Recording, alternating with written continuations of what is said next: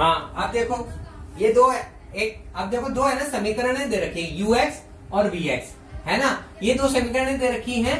अब आपको एक बात का पता करना है कि पहली बात तो इनके एलसीएम और एचसीएफ निकालो, और फिर बाद में इस संबंध की सत्यता की जांच कीजिए कि अगर एलसीएम और एचसीएफ का जो गुणा होगा ना वो इन दोनों समीकरणों के गुणा के बराबर होगा।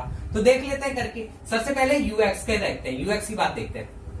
यूएक्स क्या है? एक्स माइनस वन का होल स्क्वायर। तो हम इसको और क्या बोल सकते हैं? X minus one into x minus one, है ना, इसको समीकरण एक बोल दो। वीएक्स क्या है? वीएक्स ये है, वीएक्स बराबर एक्स स्क्वायर माइनस का वन।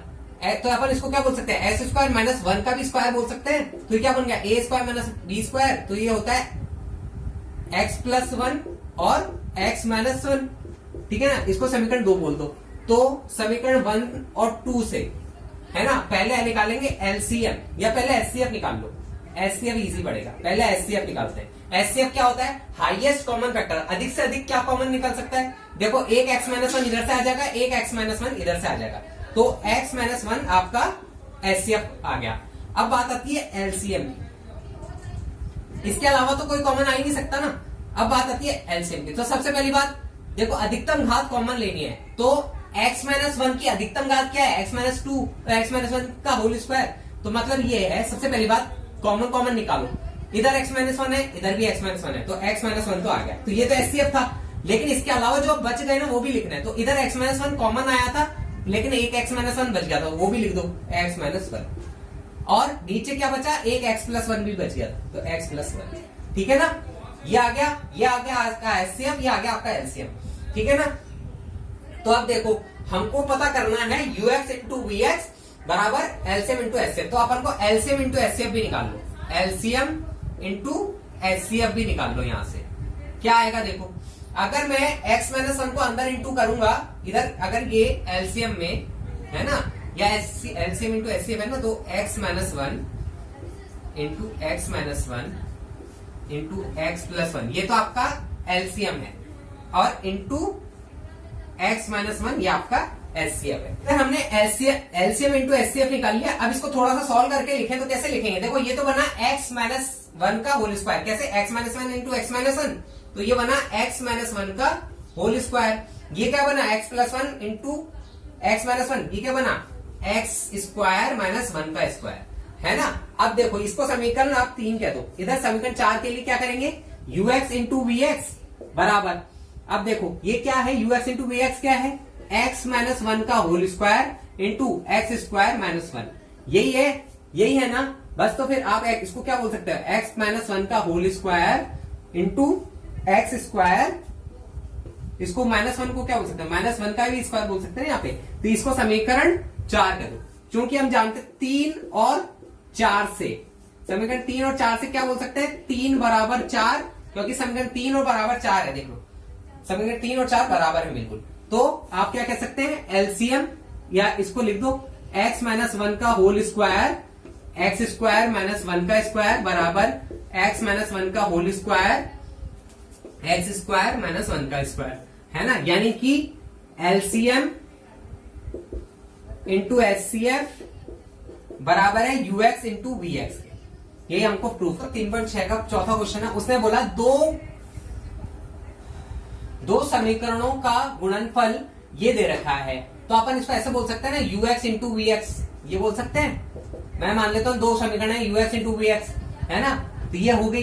तो इनका गुणनफल तो ये है, और एचसीएफ इनका एक्स प्लस सिक्स है। तो आपको एलसीएम बताना है। तो अभी हमने पिछले क्वेश्चन में क्या पढ़ा था? एक संबंध पढ़ा था, इधर लिखोगे आप, चूंकि हम जानते हैं संबंध यूएक्स इंटू वीएक्स बराबर होता है LCM into HCF, LCM into HCF,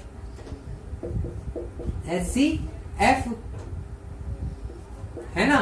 अब देखो दूसरी बात ये है, यूएक्स इंटू वीएक्स अपॉन इस इधर एचसीएफ का भाग दे दोगे, अगर एचसीएफ से भाग दे दोगे तो बराबर एलसीएम बच जाएगा इधर। इसको समीकरण एक कह दो। अब क्या करेंगे? पहली बात, दूसरी समीकरण जो है ना, इसको अपन क्या बोल सकते हैं? इधर देखो हमारे पास क्या है? यूएक्स इंटू वीएक्स बराबर एक्स प्लस सेवन ही रहने दो इसको, बराबर into x square plus 8x plus 12, है ना। इसको आप सॉल्व कर लो। इसके और गुणनखंड कर लो, ये भी दूसरी समीकरण है ना, इसका एक गुणनखंड करके शॉर्ट कर लो इसको। कैसे कर सकते हैं देखो, x प्लस 7 तो इधर से आ गया, इधर से इसके गुणनखंड करोगे तो क्या आएगा 12x², है ना। तो ऐसी दो संख्या सोचो जिनको आपस में गुणा करने पर 12x² आया, जोड़ने घटाने पर 8x है, तो 6 दूनी 12, 6x और प्लस 2x, तो x² प्लस का 6x प्लस का 2x प्लस का 12, ठीक है ना। अब क्या होगा देखो, x प्लस 7, है ना, इधर से क्या कॉमन आ सकता है, इन दोनों में से x कॉमन आ सकता है, अंदर क्या बचा x प्लस 6, इन दोनों में से क्या कॉमन आ सकता है 2, इधर क्या बचा x प्लस 6, ठीक है ना।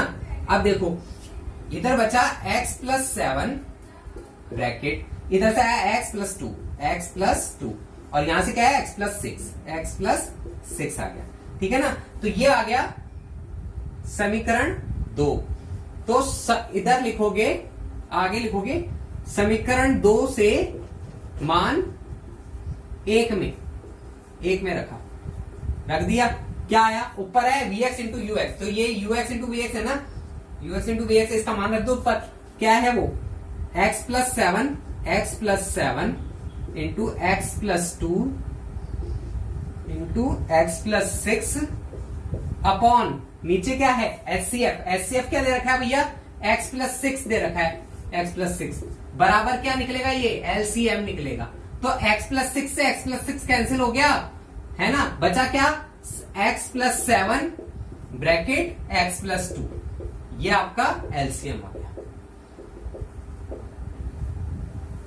हाँ तो दोस्तों 3.6 का 5वां क्वेश्चन है, लास्ट क्वेश्चन। उसने बोला है दो समीकरण हैं जिनका HCF x-5 है और LCM ये समीकरण दे रखे। उसने बोला है दोनों समीकरण पता करो। तो सबसे पहले वो आपको एक कॉमन चीज पता होनी चाहिए, जो कि मैं आपको एक उदाहरण से बताऊंगा। जैसे कि 4 और 12 है, इनका HCF और LCM निकालना। तो HCF कैसे निकालेंगे, 4 क्या होता है 2 इंटू 2, 12 क्या होता है 2 इंटू 2 इंटू 3। तो सबसे पहली बात HCF क्या होता है, हाईएस्ट कॉमन फैक्टर, अधिक से अधिक क्या कॉमन आ सकता है, 2 इंटू 2 यहां से निकल सकता है, 2 इंटू 2 यहां से निकल सकता है, यानी कि 2 इंटू 2 आ गया, यानी कि HCF तो क्या आ गया 4। LCM क्या आएगा, LCM क्या आएगा, LCM होता है पहले तो अधिकतम कॉमन ले लो, 2 इंटू 2, यहां से 2 इंटू 2 आ गए। अब जो बची हुई चीज है ना वो भी लिख दो साथ में। अगर यहाँ पे इंटू 1 होता तो इंटू 1 तो है ना, इंटू यहाँ पे 3 भी है तो इंटू 3, तो 2 इंटू 2 इंटू 3 क्या आया 12। यानी कि LCM में, यदि मैं LCM में पहले से ही HCF मौजूद है, LCM में HCF पहले से ही मौजूद है, तो मैं अगर LCM में HCF का भाग दे दूं, ध्यान से सुनना, LCM में यदि HCF का भाग दे दूं तो ये बची हुई चीज मिल जाएगी 3, 4 तिया 12, यानी बची हुई चीज मिल जाएगी। तो हमको एक गुणनखंड के रूप में एक और नई चीज मिल जाएगी ना, तो हम क्या करते हैं, इसी से याद रखो कि हम इनमें भी वही तरीका अपनाएंगे, हम इसमें भी वही तरीका अपनाएंगे। क्या करेंगे, हम LCM में भाग देंगे HCF का, ताकि एक गुणनखंड मिल जाए, है ना। अब देखो क्या करेंगे, आप चाहो तो रफ में कर लो, आप चाहो तो फेयर में कर लो, मैं आपको फेयर में कर देता हूं, है ना। x-5 इसका भाग देना है x³ माइनस 19x माइनस का 30। बेटा इसके अलावा और कोई ऑप्शन नहीं है, पासबुक में आपका डिफरेंट तरीकों से दे रखा होता है, लेकिन आपकी बुक का जो रेफर है ना मैं वही करूंगा, ठीक है ना। अब देखो x-5 का भाग देना है। सबसे पहली बात जो पहला टर्म है वो क्या है x³, क्योंकि आपको भाग विधि सिखाई जा चुकी है इसी प्रश्नावली में, तो आपको इसका यूज लेना है।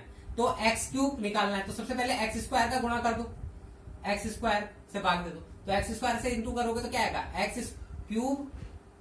x³ माइनस का 5x²। अब माइनस का 5x² कहां लिखोगे, तो आप एक काम करो यहां लिख लो, अभी पार्शियली थोड़ी सी जगह छोड़ के रखना पहले से, है ना, यहां कोने में लिख लो, क्योंकि x² का कोई पद नहीं है ना।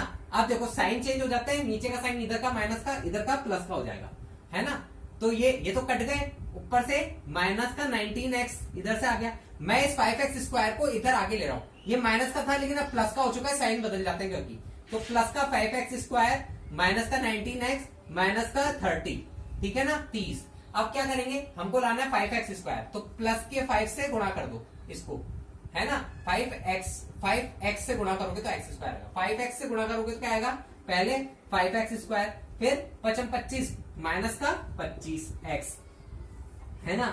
अब देखो ये साइन बदलेंगे, नीचे का माइनस का, ये प्लस का हो जाएगा, ठीक है ना। ये तो कट गए, तो ये माइनस का 19 है और अब ये प्लस का 25 बन चुका है। प्लस का हो गया ना, नीचे वाला साइन देखो, प्लस का 25x हो गया। तो 25x में से 19x है तो क्या बचा 6x, ऊपर से माइनस का 30 उतर गया। अब किससे भाग देना है, हमको लाना है 6x लेके आना है, इधर x ही है तो प्लस के 6 से भाग दे दो। तो 6x और 6 पंजे 30, 0 हो गया, कट गए दोनों, 0 हो गए। तो हमारे पास एक समीकरण और मिल गई। कौन सी मिल गई है, देखो कौन सी मिल गई है हमारे को समीकरण, एक और समीकरण बनी है, यानी एक और गुणनखंड मिल गया। किसका, देखो हमारे को मिला है x³ माइनस का 19x माइनस का 30।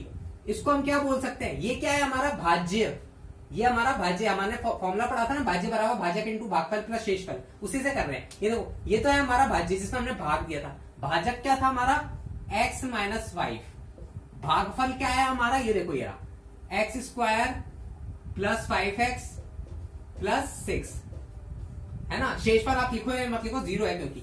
तो ये इसके गुणनखंड हो गए ना, इस एलसीएम के गुणनखंड हो गए। अब इसके बाद में देखो, इसके आप और गुणनखंड भी कर सकते हो। कैसे, देखो ये देखो x माइनस 5 तो है ही, है ना। इस ब्रैकेट के द्विघात समीकरण में इसके गुणनखंड कैसे करोगे, 6x²। ऐसी दो संख्याएं सोचो जिनका आपस में गुणा करने पर 6x² है, जोड़ने घटाने पर प्लस का 5x। तो 3 और 2, 3x और 2x, तो x² प्लस का 3x प्लस का 2x प्लस का 6, ठीक है ना। अब देखो x माइनस 5 तो चल ही रहा है, ये हमारा एलसीएम है बेटा जिसमें हम कर रहे हैं। इन दोनों में से क्या कॉमन, x कॉमन, अंदर क्या बचा x प्लस 3, x प्लस 3, इधर क्या बचा 2, प्लस का 2 कॉमन आ सकता है, तो अंदर क्या बचा x प्लस 3, ठीक है ना, ब्रैकेट क्लोज। अब देखो x माइनस 5 तो एक ब्रैकेट मिल ही गया, पहला था, है ना। इधर से क्या बचा x प्लस 2, तो x प्लस 2, एक और आ गया x प्लस 3, x प्लस 3। तो ये हमारा एलसीएम बन गया है, ये हमारा क्या है, एलसीएम था जिसका हमने गुणनखंड कर लिए, ठीक है ना। अब हमारा एचसीएफ भी है, तो हमने एक समीकरण पढ़ी थी, एलसीएम इंटू एचसीएफ बराबर होता है यूएक्स इंटू वीएक्स के, यही होता है ना। अब देखो हमारे पास क्या है, देखो एलसीएम इंटू एचसीएफ, तो लिख लो x माइनस का 5 into x plus 2 into x plus 3 into x minus का 5, ये तो होगी क्योंकि x माइनस 5 एचसीएफ भी तो है, बराबर यूएक्स इंटू वीएक्स।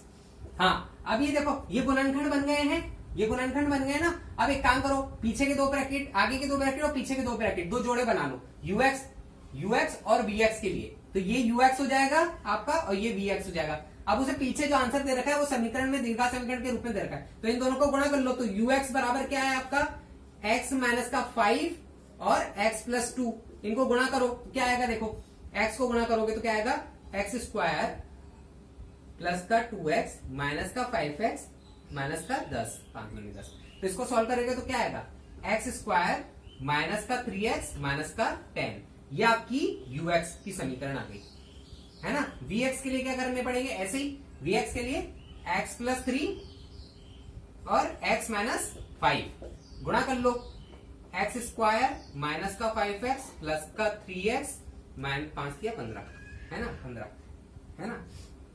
इधर देखो x² माइनस का 5x प्लस का 3x, तो यानी माइनस का 2x माइनस का 15, यानी ये vx की समीकरण बन गई, x² माइनस का 2x माइनस का 50, आपका आंसर।